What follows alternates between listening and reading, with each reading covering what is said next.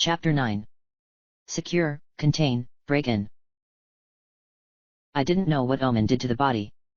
That is, I did not know what Omen did, or that is what I told myself, then. All I knew is that when he walked out of that room, he lost that disturbingly bright attitude that I had grown so used to. I showed him the hair, and he was puzzled. I never thought I'd see the day. He understood what it meant, as did I. Princess Cadence was somehow involved. Did she give Monsoon her hair? Did Luna? Monsoon's ambiguous testimony left much to our guessing. Part of me, heck, most of me didn't even want to find out. For what were the implications of the discovery? Something was happening in Equestria. Nightmare Moon, Luna, Cadence, the cult, sanity, insanity. Perhaps a new dark age was on the horizon. I considered telling Princess Celestia, but then I figured, she might be involved as well. How was I to know? I felt that I should simply let go. Warn my friends and flee, perhaps. The Griffin Kingdom seemed rather inviting. I'd only have to get used to a more meat-oriented diet. It's not like we couldn't digest it. Yet there was this feeling at the back of my mind, that last remaining remnant of my foalhood that didn't let me rest. Once upon a time, it had led me to discover the myth of Nightmare Moon and the elements of harmony. It had introduced me to my friends. Indeed, it had saved Equestria before. Perhaps this time is no different. I dared not return to Ponyville after Cloudsdale. It had all been too much. Omen promised he would help out pull a few strings, he said, and bade farewell. Always in a hurry, that stallion, somewhere to be, some pony to meet. When the sun rose, I was on solid ground again, and Omen was long gone. By the time the sun set again, I was in the one place I shouldn't have been, slumming away my time in the mental ward. I remembered Luna's warning about returning to Canterlot. I also knew that the princess or princesses wouldn't look for me there. Sitting on the dirty barstool, my thoughts muffled by the club's deafening music, hidden past an ocean of raving bodies, I was so close to them, yet we were worlds apart. How odd that this club, of all places, would serve to be my safe haven in troubled times. The temptation to order something other than the filthy tapwater they had indeed, to drown all my troubles in alcohol, rose by the minute. I knew better than to go down that road, though. I had business to see to. Vinyl Scratch did not see me come in. She never did. Presently I was intrigued by her feeding procedure. I recalled she was of Nupraptum blood, a vampire clan, as they called themselves, whose descendants were said to hold powers over the minds of other ponies. To what extent these powers went depended greatly on the individuals, both vampire and victim. I don't think I need to give much explanation as to why Vinyl's attempts at charming a drunken pony were disturbingly amusing. She was out there, on the dance floor, grinding against the uncountable mass of ponies having their fun. After a while, my eyes adjusted to the rapidly flashing lights, and I could follow Vinyl's movements with relative ease. Her target was a mare dancing alone as you can be in such a crowded place, anyway, and she soon made her move. She got her attention by stepping in close, and I could see that the way she twisted her forehooves was more than just the club's fitting dance routine. She waved the mare closer, and closer, until she finally lifted her sunglasses and leaned in, fixing her gaze in the victim's eyes. I put my glass of water down and stood up. Picking up my black saddlebag from under the barstool, I whipped it over my back and made my way over to the wobbling bodies on the dance floor. Vinyl's prey went numb and she collapsed into her hooves. It appeared I was the only one to notice, or perhaps fainting was such a common occurrence in the club that it surprised no pony anymore. Vinyl adjusted the mare's head, letting it fall gently over her hoof, exposing her neck. She opened her mouth wide and bared her fangs, ready to bite. Vinyl's head came down fast, but a purple glow yanked her wild neon hair upwards, stopping the fangs from reaching their targeted artery. "Brushed your teeth recently?" I asked her, still holding her head up with my magic. "Yes. Celestia, damn!" she yelled back, either out of anger or simply to be heard over the music. Perhaps a little bit of both. "Good." I nodded. "Now let her go." "What?" She attempted to bite her neck again, but I wouldn't let her. "I said let her go," I repeated, making sure she got that. "You, me, Octavia, your room. Now." She struggled a bit more, pretending she didn't hear. When a few more pulls at her hair assured her that I wasn't letting up, she reluctantly let the limp mare fall to the ground, groaning loudly. I levitated the mare and carefully placed her beside the dance floor. She wasn't getting trampled on my account before following Vinyl's lead to her dressing room.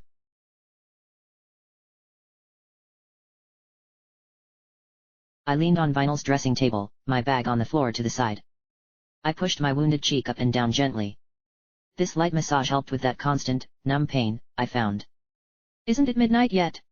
I asked. For a lack of a reflection, I had to turn my head to see Vinyl pacing nervously before the window, still broken since her previous attempt at an escape.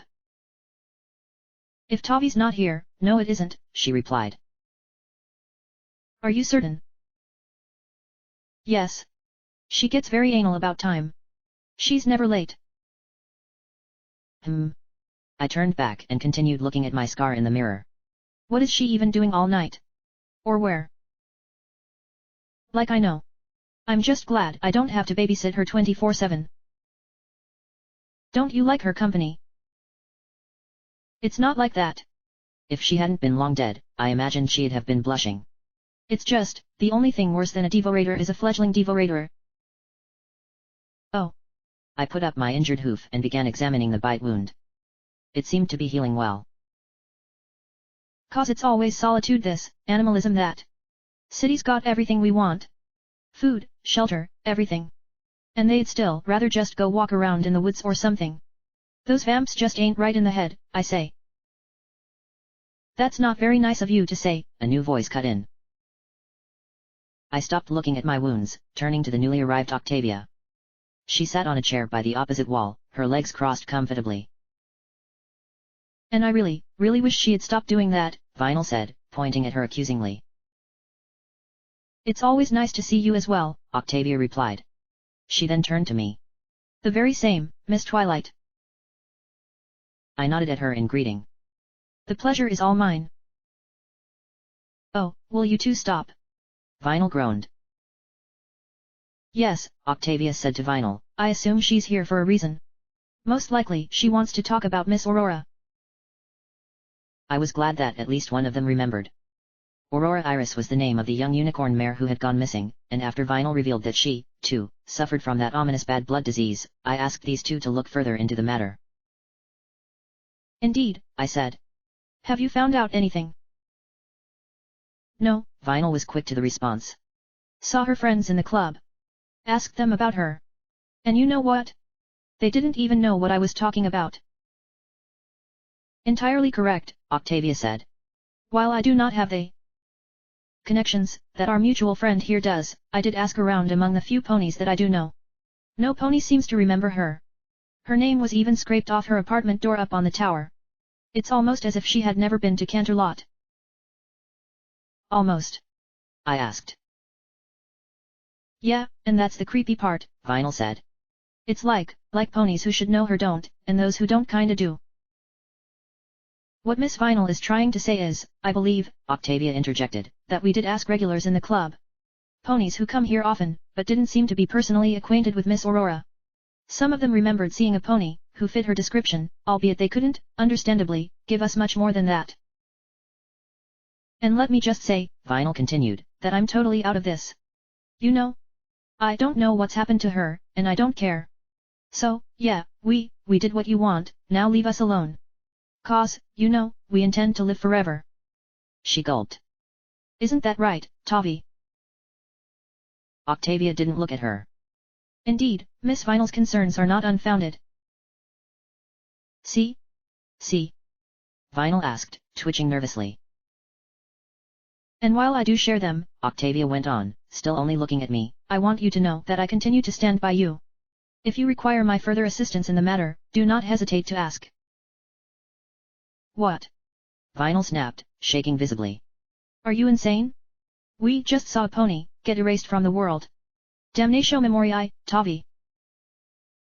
Octavia continued to ignore her friend. She shifted her gaze down, still keeping her chin high. She took a deep breath and exhaled slowly, her dead lungs made a terrible racket. She then looked at me again. "I am certain that..." "Tavi, are you listening to me?" Vinyl asked. "Given the proper persuasion." "Tavi." "Miss Vinyl will certainly..." "Octavia Melody." "Shut up, Vinyl Scratch." Vinyl was visibly taken aback by her sudden shift in tone, but it wasn't enough to get her mouth shut. If anything, it plunged her into overdrive. But seriously Tavi, this is crazy insane, don't you understand? This is suicide, this is worse than suicide, don't you see? Octavia got up from her seat and began slowly walking towards Vinyl. Vinyl began backing away. Do you know what I see? Octavia asked, walking on. Her steps were less like those of a pony, and more similar to a predator stalking its prey in the wild. An entitled, whiny little filly, who can't keep her mouth shut for a split second. When Vinyl's rump bumped into a wall, she quickly changed direction. She began circling around the room backwards as Octavia herded her. Octavia's stature grew, and her mane took on a darker shade of grey. But Tavi... And if you allowed me to finish a sentence, Octavia interrupted again, her voice becoming deeper with each word. Perhaps I wouldn't need to. Octavia's words were replaced by unintelligible growls as her muzzle changed shape and clawed paws emerged where her hooves had been. The wolf that was now walking towards the DJ was almost as big as her prey and I combined. At an uncareful step, Vinyl's hind legs were twisted and she fell back, forcing her to continue crawling on her back if she wanted to keep ahead of the predator. She crawled into a corner and covered her face, Octavia leaning in close. Her bared teeth almost touched Vinyl's turned cheek. Tavi. She laughed nervously. The wolf stepped back to release Vinyl, sitting down before her. Vinyl's shock seemed to linger. Even as Octavia regained her original form, she stayed there, leaning back into the corner, giggling anxiously. Octavia's ruffled mane fell to hide her face. She whipped it back and moved a few remaining stray locks from her face. I'm so sorry, Vinyl stuttered. No, Octavia whispered, looking at the floor. I am. I walked closer to her. Does that happen often? This was the first time, she said. But the stars know I've been close, with this. Miss Vinyl. So sorry, Vinyl repeated. No. Octavia yelled again. I am sorry. Deep breaths, Octavia, I said. I mean, if that helps. I really am sorry though, Octavia said, turning to Vinyl. You see, that is why my sire advised me to stay away from the city. That is why I spend most of my time alone. It helps control the chaos. Vinyl finally stood up and walked closer. She put a hoof on Octavia's shoulder. Hey! You're not a monster. She was still no expert wordsmith, but I thought I felt some genuine emotion in her voice. Well, we're not monsters. Remember that. That's what my sire keeps telling me as well. Remember who you were and all that. Octavia sighed. Sometimes it's easy to forget, though. Sounds like solid advice to me, Vinyl replied. It hollows you out inside, death, Octavia said, turning to me. You can't imagine it. No wants. No needs. No passion. The aggression, the sheer emotion of the wolf, it makes me feel alive again. Hey, Vinyl said, I don't go around morphing into flesh-eating beasts, and I'm doing fine. Are you? Octavia asked. Or are you just afraid of death? I do stuff, you know? I have an honest-to-stars job. One I might lose if Twilight here keeps. All right. Octavia sniffled. All right. I haven't looked at the cello since. I should really pick it up again. Good idea. Vinyl nodded with a proud smile. Why don't you go do that right now? I'm sure Twilight can handle. Not happening, Miss Vinyl, Octavia interrupted. Well, it was worth a shot. Vinyl grumbled. When I saw an opportunity to re-enter the conversation, I took it. Thank you. Both of you, I mean, for helping me. Yeah, Vinyl sighed. My offer still stands, Octavia said. Oh, and Miss Vinyl? I'm sure my sire would be extremely disappointed if you let me wander off doing favors for night shift unsupervised. I didn't know what made Octavia so keenly interested in helping me, but I also knew better than to question my good fortune. Vinyl buried her face in her hooves. Damn it, but I don't need this. Well, you're getting it anyway, I said. I have something very special in mind for you. My whole plan hinges on your agreement, in fact. Your whole plan. Vinyl rolled her eyes.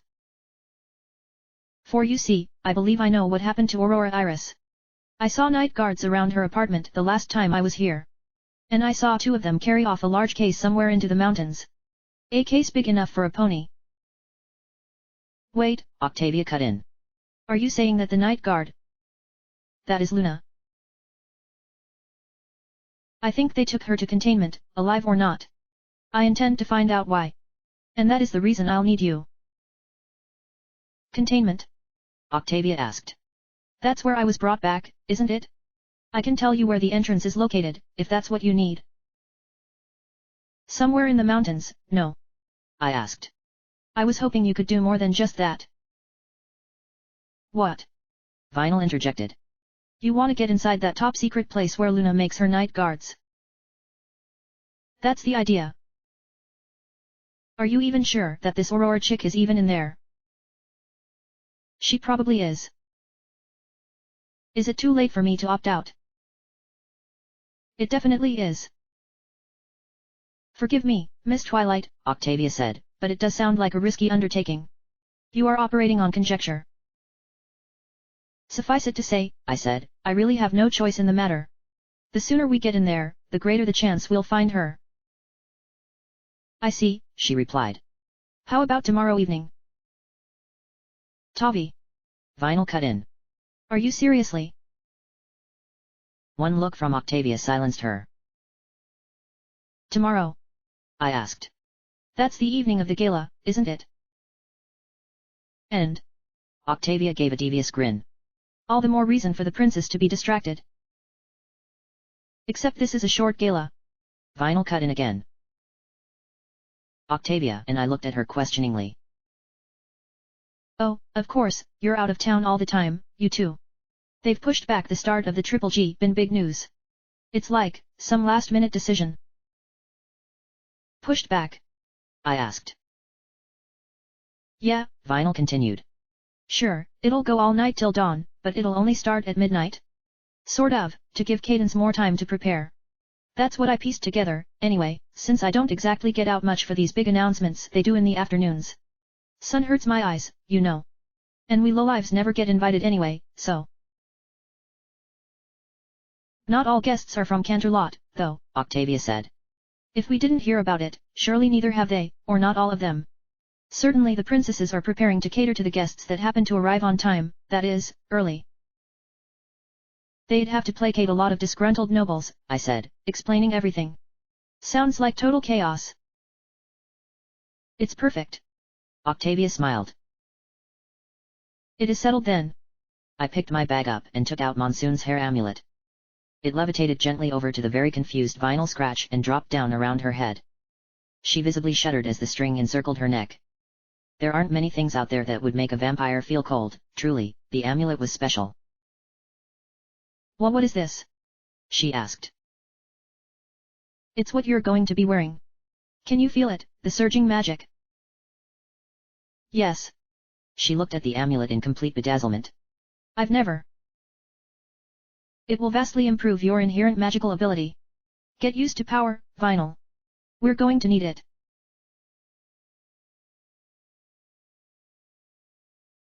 I was in the deepest parts of Canterlot's crystal mines. Although I was certain that the night guards had me tagged the moment I entered the mouth of the cave up above, for the time being, they wouldn't show themselves. My black bag bounced on my back as I walked down the steep ledges. It was heavier than I had expected, but I wouldn't carry it via magic, for casting any spell would have broken the illusion I had Vinyl scratch put on me.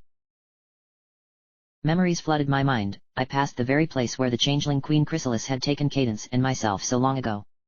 It figures, I wondered, that my journey would circle back to this place. Descending below the crystal formations that I had blasted away in years past, I found a new tunnel that led deeper down, just like Octavia had told me I would. Hidden in the darkest depths of the mountain, I finally found what I was looking for, a rectangular doorway of thick metal, like that of a vault, embedded by enchanted gemstones at the edges and giving off a noticeable magical aura. This was the place never meant to be seen by but a select few. A lone night guard sat before the door, piercing me with her gaze. As I got closer, I noticed that this one was of a rare breed, for she lacked the definitive bat wings I was used to seeing.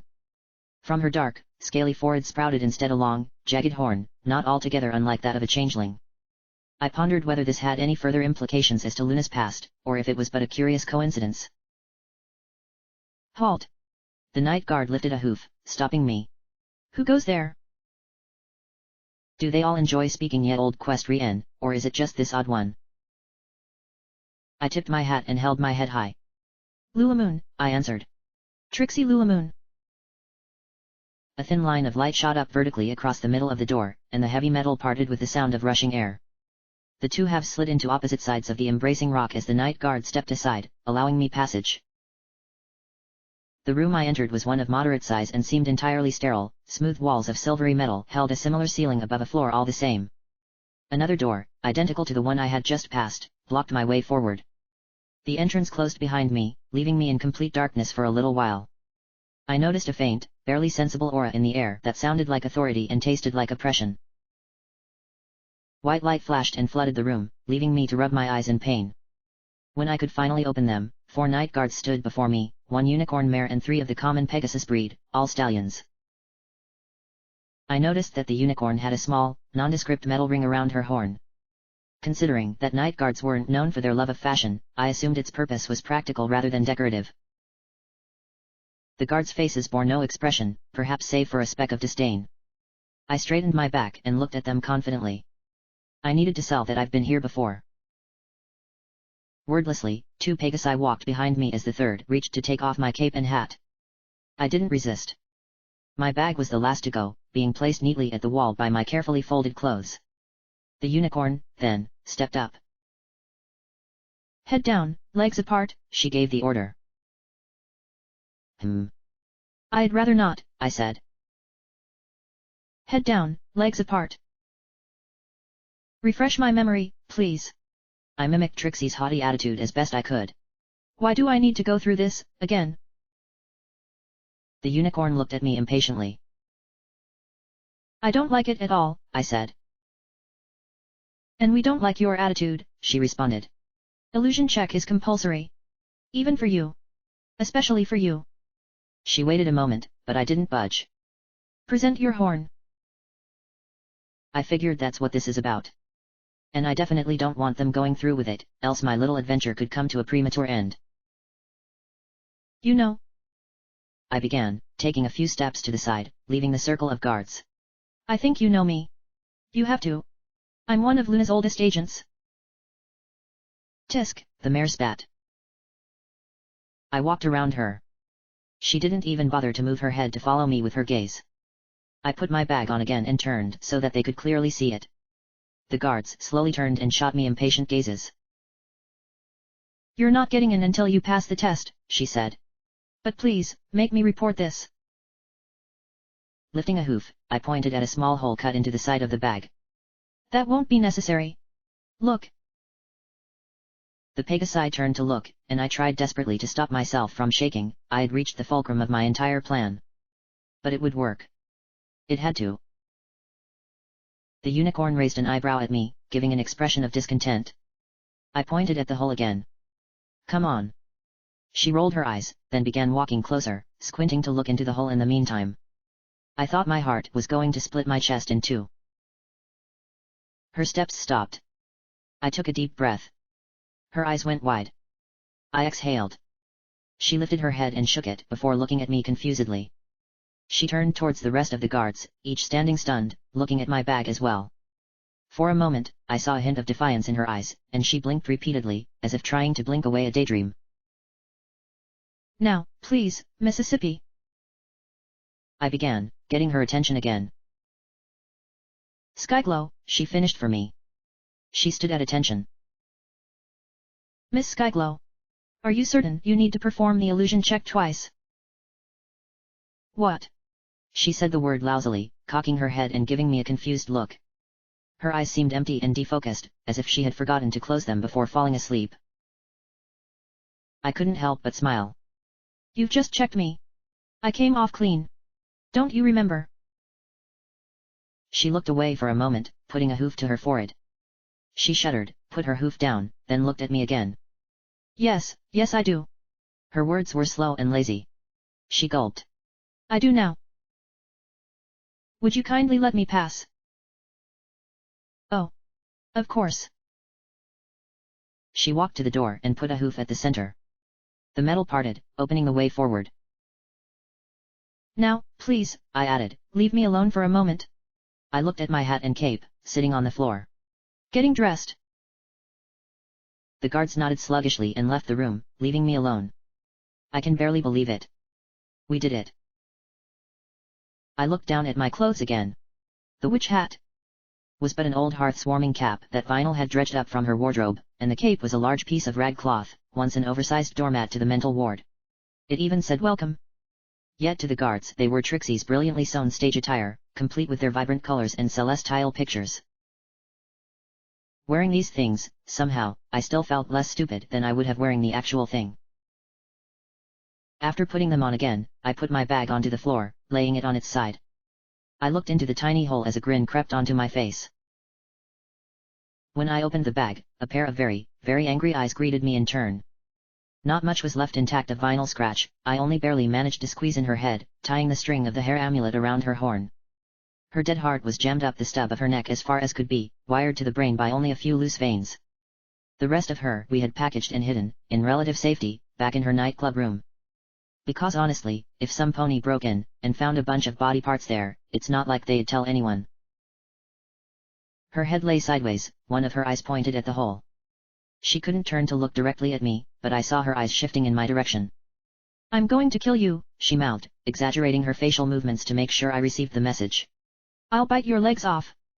That's the most she could do, what with missing her lungs and all. I leaned closer and whispered in her ear. You're doing great. Keep it up. Her mouth response was something to do with a rake. I couldn't tell exactly. A small gust of mist poured from the bag and snaked curiously up my body. No, I whispered, stay hidden for now. The mist bobbed, that was nothing, I imagined. With that, the small pillar of mist collapsed into the bag again as Octavia embraced what was left of her friend. I closed my bag and put it on again. With the two cleverly hidden vampires on my back, I left the sterile room and found myself in a vast space. Everything was padded with the same metallic material, and powerful magical lights lit everything from above so that there were no shadows. The suffocating aura I had felt in the small room was also present here, and leagues stronger in intensity. Its origin or reason I couldn't tell. For being inside a mountain, the area was also oddly orderly in shape, the floor was flat, the walls were straight, and although the ceiling was slanted at an angle high up, it still seemed as smooth as a mirror.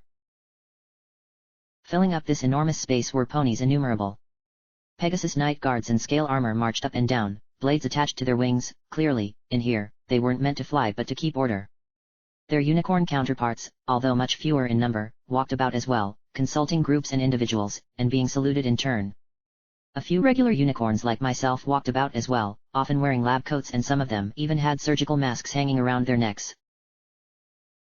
At my hooves, a few differently colored lines were painted onto the floor, and they traced out in different directions, running through the entire space.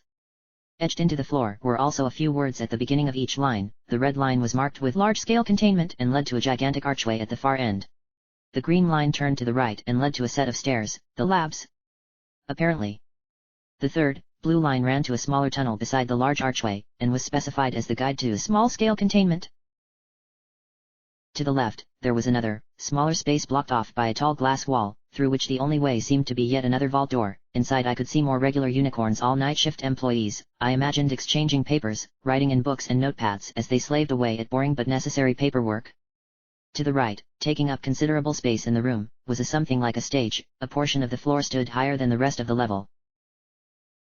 I would have to find where Aurora was kept in this labyrinthine complex, and fast. I looked to the side to see the three Pegasi that had stopped me when I entered. Their apparent leader Skyglow was nowhere to be seen, however. I didn't know where she was, all I knew is that I needed to get going. I walked closer to the strange podium at the right to inspect it more closely. Whatever I do, I pondered, distance between me and the front door can only be good. For the time being, at the very least. Just as I got near the platform, an alarm shrieked and red lights began flashing around it. I was startled, for a moment, before I saw that no pony else seemed to care. After a while, the alarm stopped going off, and in a bright flash of light, in a large thunder-like burst, 3 unicorns appeared on the stage. Each of them wore a horn ring similar to Skyglow's. Each unicorn also held a leash in their mouth, and each leash was attached to a large wolf-like creature, lying on the stage between the three of them. Upon coming to its senses, although still clearly disoriented, it began violently growling and lashing out at its captors. As it got up, its true size was revealed. I had dared to risk it was at least 2, perhaps even 3 times my own size. Even Octavia, taking on the form of a wolf herself, would have been dwarfed by a real werewolf. One of the unicorns zapped it with a spell. Sit down. The behemoth howled in pain and recoiled. The 3 unicorns strained the leashes in a well-choreographed pull to tumble the beast off its cloven hooves again. Make space! Another unicorn yelled, pushing me aside as they pulled the creature off the stage. The werewolf seemed to have been through much already. One of its legs barely moved, and its anger seemed to be more a product of confusion and fear rather than genuine rage. A dozen winged night guards swiftly surrounded the group, and together they began hauling the werewolf towards the small-scale tunnel in the distance. And if that's small, I thought, I'd prefer not to find out what they call big. Built like a fortress, buzzing like a beehive and efficient as a well-oiled machine, containment was everything the tales suggested, and everything I had never believed it to be. How would Luna build all this? I wondered. She's been back for less than a decade. An excavation this large into the mountain would surely be noticed. Unless... if this was really the place where Trixie's wagon was constructed, then it was no stretch of imagination that all of this fit into a much smaller space than it appeared. Either way, at least now I knew where half the royal budget has been going these past few years. Full moon was last week. A voice came from behind me. It's insane. I turned to see a bright-faced, mint-green unicorn in a lab coat looking right at me. Then, after a second, a realization hit me. I recognized this mare. Heartstrings? I asked confusedly. You know I prefer Lyra, Lula Moon, she chortled, but then she furrowed her brows and tilted her head, looking at my forehead. Hey, where's your, She poked her own horn. My what? The ring. Didn't Skyglow give you one? I thought you would have one. Oh dear. I still didn't know what having the ring meant. Lyra was apparently missing hers, but it was clearly something important. Yeah, about that. I forced a giggle. Skyglow's been giving me a hard time recently. Yeah, she really has a stick up her ass for you. Is that so? Tell me about it. Anyway, I don't think I'll need my ring now. Won't be staying long. Lyra blinked once, then shrugged. Her casual attitude, it seemed, would be my saving grace. So, Lyra, I continued, what were you saying? I was distracted. I was just saying how weird it is. I'm at Ponyville enjoying my week off, and then this night guard flies in last night like, hey, we're looking for Twilight Sparkle, have you seen her, and oh, there's been a werewolf attack in the middle of the month, so you gotta come in. Stars. World's upside down these days. Wait, they've been looking for... I paused. Looking for Starbutt. Oh yeah, you were with her in Portsmouth, right? Any news on that? Well. Nah, hold on, let's sit down somewhere quieter.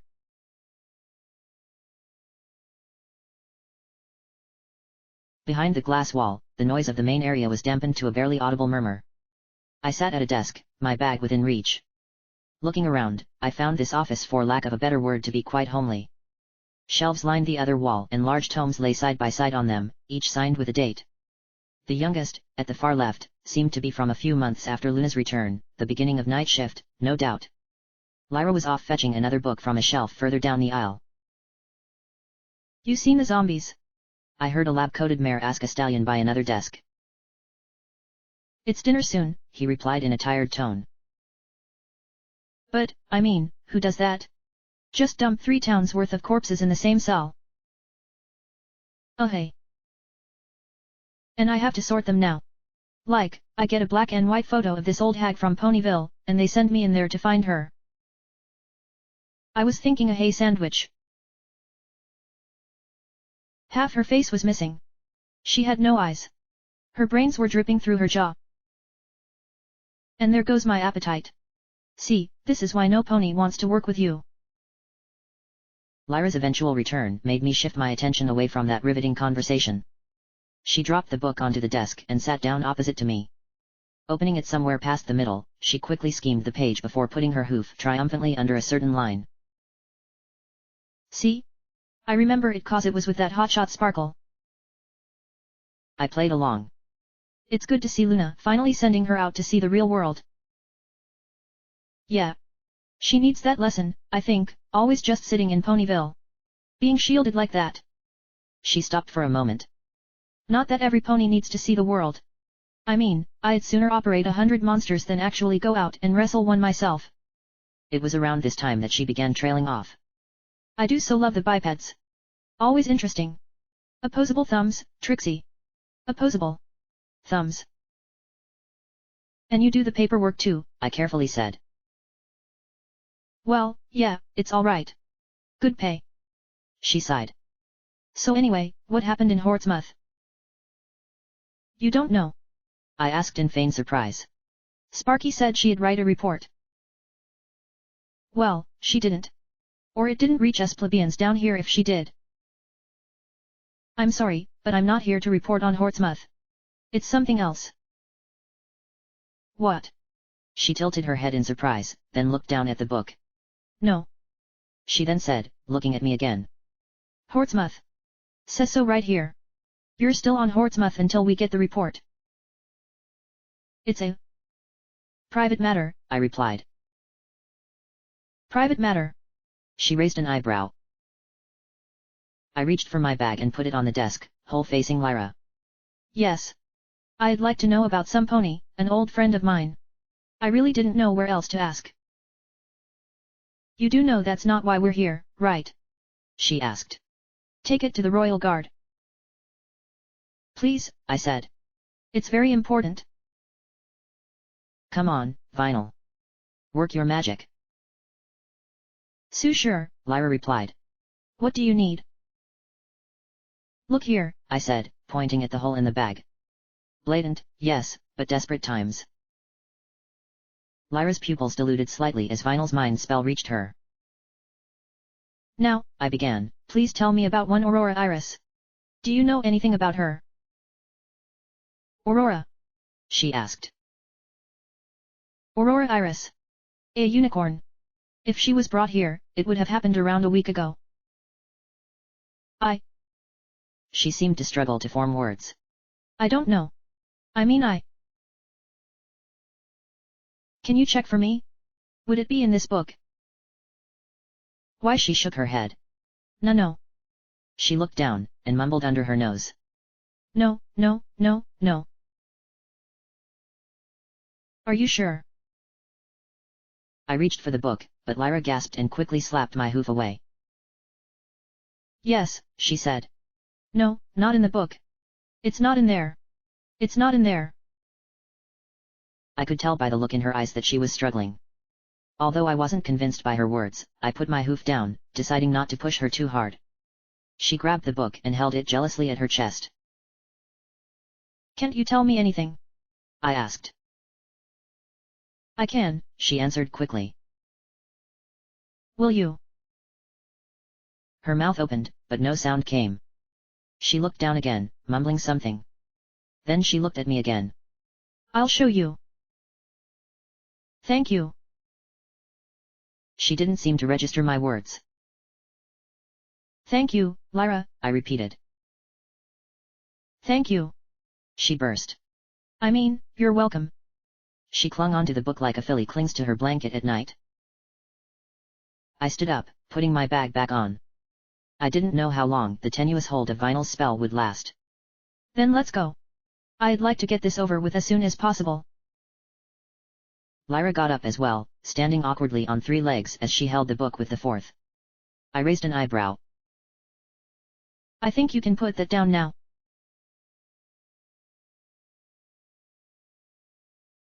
We crossed the main room and passed by the gaping archway. Lyra's gaze was constantly on the floor, and I saw that she was robotically following the blue line. Our destination was, it seemed, small-scale containment. The line ended at the entrance to a short tunnel, which in turn led to a different room. It was a long, wide corridor that stretched deeper into the mountain before coming to a dead end.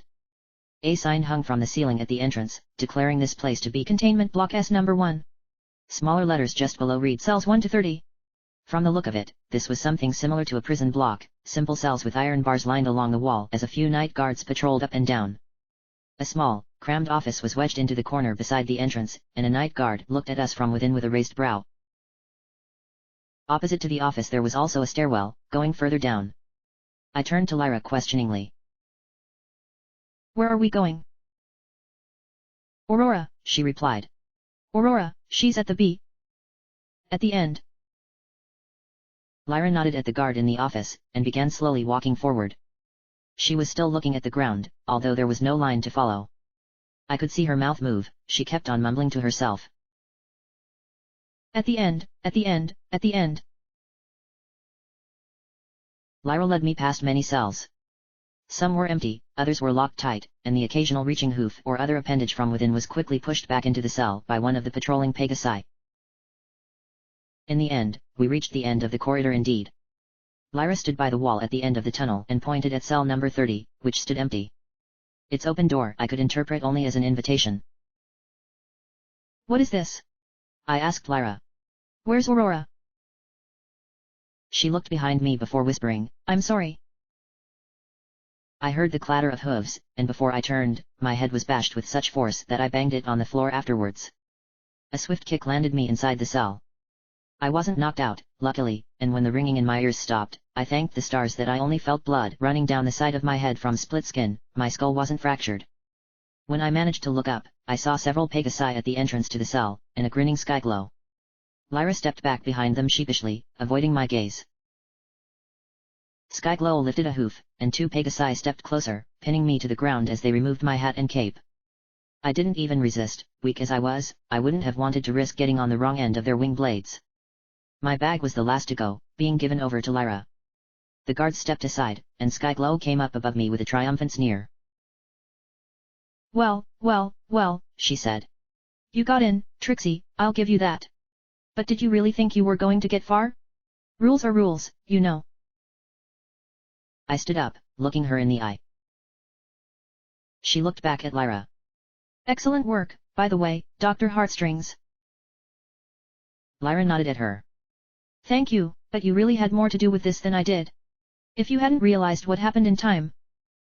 Thank you for warning me. We work together, back to back. That's what we do. Skyglow turned to me again. It's clearly something you've forgotten. But you really aren't as clever as you think. What are you even doing here? Something important, I said. Is that so? Excuse me, Lyra cut in, rubbing her head. I think she was asking questions about. Lyra lowered her voice to a whisper. I think she was asking about Aurora Iris. Oh? Is that right, Trixie? Maybe. Aurora Iris was captured, logged, and contained. That is all any of us know. That is all any of us need to know. Why would you care about her? I heard she was cheating on me, the bastard. Very funny. The two Pegasi each grabbed one of my front hooves and kicked my back legs out from under me. Skyglow's horn began to glow, and she brought it closer to mine. I wonder what you're so desperately hiding, Trixie. Trust me, you won't be in such a witty mood once I find out. I closed my eyes. A shiver was sent down my spine, and I could tell, the disguise spell was no more. Skyglow stepped back, and even the normally indifferent Pegasi seemed surprised. Trixie? Twilight Sparkle? Skyglow stammered. You're not Trixie at all. After her initial confusion, her bright mood returned with a short laugh. Here we are, scouring the country for you, and then you actually turn up here? I'm sorry, but you are quite insane, if I do say so myself. Sorry to disappoint. I'm not sure what prompted this little detour of yours, Skyglow continued, but it doesn't matter. Princess Luna is already on her way. You can explain everything to her, in person, in just a few short minutes. Skyglow turned around, and waved a hoof. The Pegasi dropped me to the floor and went to follow their leader, leaving the cell. Without thinking, I leapt up, but I wasn't fast enough. The door closed before me, and I was left inside, rattling the bars. Skyglow looked at me again. You're not getting out of there. Don't make this any harder than it needs to be. I didn't answer. Instead, I closed my eyes and felt power gather at the tip of my horn. Then there was a shock of crippling pain, and I fell down yet again as my spell fizzled. Missing something? Skyglow asked, gesturing at the ring around her horn. As I've said, you're staying in there. Don't even try to teleport. Well, I guess at least now I know what that aura means, and what those rings are for. I stood up carefully, assessing the situation. So, no spells. No bag. No plan. Neat. Skyglow watched me amusedly for a while before turning to Lyra. I do wonder how she got in. Open the bag, please, and be careful. Lyra put my bag down to the floor and opened it. Wow was the only thing that she could say. Skyglow used a spell to lift Vinyl from the bag, holding the bodiless head high. Vinyl's eyes moved frantically, turning from one guard to another in fright. I imagined she'd have been begging for mercy if she had the ability to. What in Tartarus is this? Skyglow asked. It's a... Lyra began, putting her hoof in Vinyl's mouth. It's a vampire, from the fangs, it's a Nupraptum. She took a quick look at me, then lifted a hoof to cover Vinyl's eyes. It's brilliant. Brilliant? Skyglow asked. This type of vampire, it has potent mind control abilities. They're all about mental suggestion, etc. All it takes is a gaze into their eyes, and they have you. This one seems especially dangerous. I wonder how it's still. Aha! Lyra prodded at the stub of Vinyl's neck, and her heart was set loose as the veins holding it snapped, landing on the floor with a squish. Vinyl's facial muscles went numb one by one, as if an invisible pair of scissors began cutting their invisible strings. Soon, Vinyl was entirely lifeless, and Lyra picked up the heart. Fascinating, she said. I mean, this whole idea, it's insane, and it's brilliant. Please stop singing her praises. Skyglow rolled her eyes, and pointed at the amulet strung around Vinyl's horn. And what's that? I'm not sure, Lyra replied. By this time, the attention of the entire group was on the severed head and the strange amulet it wore. But I knew that there was something else in my bag yet. The mist floated out in a thin stream, and crawled silently along the floor to enter my cell. Slowly and quietly, the mist turned into a grey pony, behind me. We exchanged a wordless look, and I pointed at the bars and the guards. I was worried that she might not agree. But Octavia smiled. The bars? They didn't stand the chance. The guards? Now they were a challenge. When they saw a grey wolf burst from my cell, they didn't have time to think. In a matter of seconds, Octavia was already upon them, kicking one at a wall and pinning another to the ground with a single paw. For all her bravado, Skyglow's magic wasn't enough to subdue her alone, and so the immense Lupin overpowered the group. Before the alarm was sounded, Octavia was able to kick Vinyl's inanimate head and heart my way, and I hastily threw them into my bag. As I ran by, I could even snatch up the amulet and hang it around my neck quickly. When reinforcements arrived at the alarm's shriek, they had the option to pay attention to a random lavender unicorn running for her life, or to pursue the monster tearing containment apart. Their choice couldn't have been more obvious. By the looks of it, if Octavia so wished, she could have left scarce of many attackers. She chose to restrain herself to drag out the battle. I wondered what made Octavia so difficult for them to deal with, considering the ease with which they handled the werewolf I saw when I entered. Was it that the werewolf had already been tired out by the time they brought it here? Was it the smaller space that allowed Octavia to put up a fight? Or, perhaps, it was simply her intelligence that gave her an edge over a simple beast overcome by terrified rage. Whatever the case, I didn't care, all that mattered was that she was doing well. Yet even so, I knew this would be over sooner rather than later. It was as such that I managed to turn Equestria's largest monster reservoir into a lawless Tartarus mere minutes before the prince's arrival, all in my quest to find a solitary Canterlot mare before the world supposedly ended at the hoofs of some displeased deity. All things considered, I was doing quite well. Admittedly, I did come to the realization that I still had no idea where to look, and my time was running short. I remembered that Lyra hesitated at the stairs near the entrance to this wing, and thinking about it, placing your top-secret hostage at the deepest level of your underground facility sounded somewhat logical. Taking a leap of faith, I rushed down the stairs, my bag bouncing on my back. Good thing Vinyl's dead, for the moment, or she'd hate me for this. Containment Block S No. 2 had much in common with its upper counterpart, except that the cells were locked by the heavy vault doors that I had seen in other places in the facility, and I my luck for not being put into one of these. Without much ado, I rushed past the cells and found another set of stairs going further down at the end of the block. Block 3, 4, 5. Will this ever end? My heart was in my throat and even running down the stairs was getting tiring. My steps became jumps, and by the time I reached the bottom, even the sounds of struggle above seemed to have died down. For a while, I was afraid that I had gone the wrong way, there would be truly no turning back from here. But there it was. Somewhere under block 11 or 12, I found a large door blocking my way where the next containment block was meant to open. A glowing sign above declared that I had reached special quarantine. The door resembled the vault doors from above, but seemed even more secure, a network of wires spread across its surface in intricate circuits. At the center, there was a disc-like protrusion roughly the size of a hoof, and what appeared to be a small screen beside it. I put a hoof onto the disc. A second passed, and nothing happened. Deep breaths. Deep breaths. Not pulling my hoof back, I pushed at the disc. The door immediately made a screeching sound and the wires upon it glowed. The screen lit up and read a pair of simple words. Access denied. My exhausted hind legs gave way, and I sat down, staring at the screen. I pushed the disc again and again. The result was always the same. Still wheezing from all the running, it was hard to think. Is there a reason to think? It's over. I can't open this door physically. And I can't use my magic in here. Hold on. I got this far. How did I get this far? Octavia. No, Vinyl. She could use her magic. Looking down at the amulet around my neck, I finally realized the obvious. All along, Vinyl had a horn ring of her own. With a deep breath, I closed my eyes, and tension mounted in my horn once again. I screamed in pain. When my sight cleared, I found myself on the other side of the door. I took a deep breath and hissed.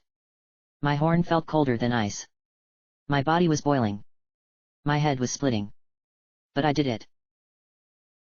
Before me was a corridor, similar to but shorter than the ones above. It was completely devoid of guards, the vault doors at both sides were left on their own.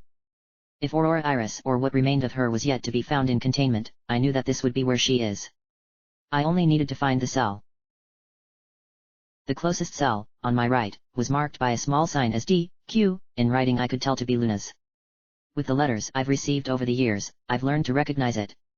As to the meaning of the letters, I could only guess, perhaps they were the initials of whoever or whatever was inside. I walked along the corridor, looking at each sign by every door, finding a variety of such two-letter codes. A select few of the cells were open and unmarked. I could peek inside, and all I saw was a sterile, metal-padded room, crystal clean as if nothing had ever set hoof inside them before. It was near the end of this eerie hallway that I found what I was looking for. The letters A and I marked what I collected to be Aurora Iris' cell. I felt my heart rate climb again. With a deep breath, I touched the door, and it opened. Inside I saw a large bed, comfortably made with soft pillows and a bright red blanket at the center of the otherwise sterile room. In the bed a unicorn mare lay, sleeping peacefully.